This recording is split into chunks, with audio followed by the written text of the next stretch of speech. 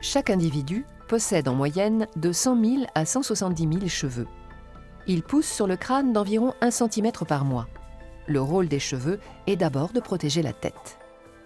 Issus de la production de l'épiderme, les cheveux sont des fanères, au même titre que les poils et les ongles.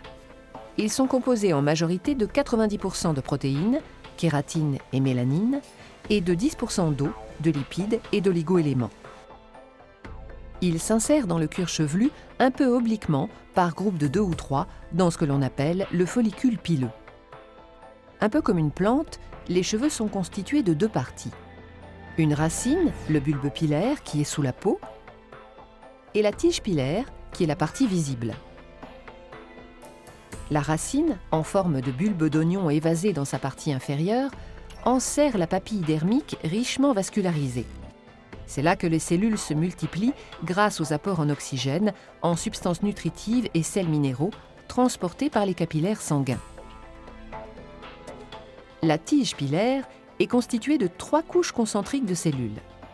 La moelle, ou médullaire, au centre, qui est formée de cellules sans noyau et faiblement pigmentées.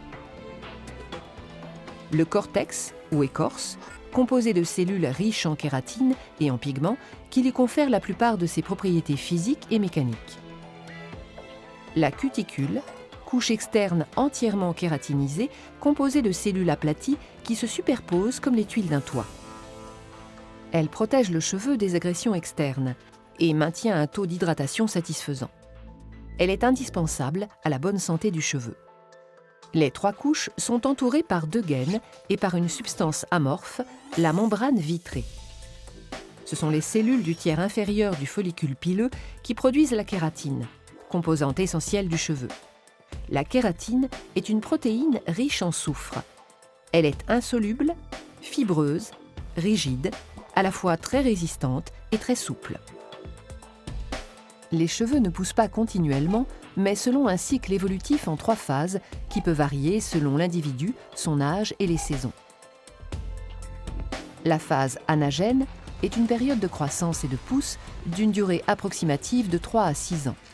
Cette phase concerne en permanence 95% des cheveux. La phase catagène est une période de transition, de régression brusque qui dure de 2 à 3 semaines environ, marquant l'arrêt de la pousse et la désagrégation de la partie la plus profonde du follicule capillaire. Cette phase concerne 1% des cheveux. La phase télogène est la phase finale et de repos. Elle dure 3 mois et concerne 4% des cheveux. Le cheveu mort tombe, poussé à l'extérieur du cuir chevelu par un nouveau cheveu en phase anagène. La couleur des cheveux est liée à des pigments appelés mélanines. Ce sont les mélanges en proportion variable de ces pigments qui déterminent la couleur du cheveu. On identifie au moins 2 types très différenciés de mélanine. Les eumélanines, qui déterminent les teintes brunes à noires, les phéomélanines, auxquelles on attribue les couleurs allant du blond au roux.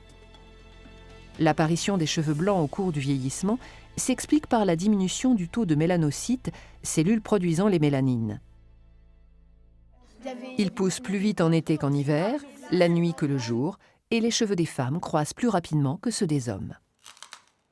Depuis toujours objet de séduction, de parure ou de tabou, le cheveu est aujourd'hui étudié attentivement par la science et est devenu un enjeu pour l'industrie des cosmétiques.